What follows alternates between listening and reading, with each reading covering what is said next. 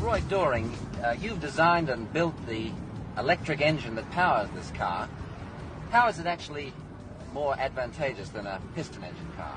Well, it's more economical to run. It's noiseless, smog-free, and you look at the motor about every 15 years.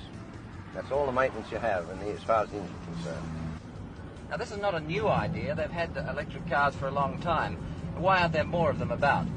Well, about 50 years ago, these cars were much better than any petrol car at the time.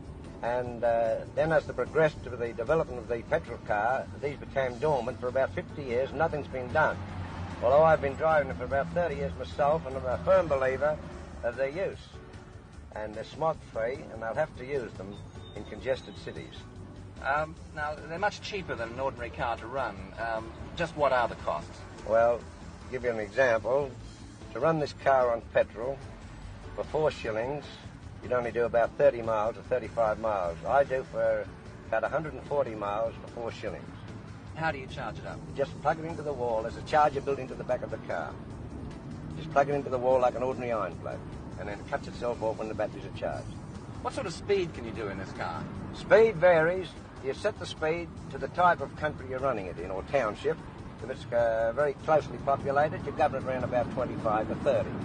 But if you want to do faster speeds, you can go up to 50 if you want to, but it's not economical to run. What do you mean, not economical? Well, like everything else, you can't get something for nothing.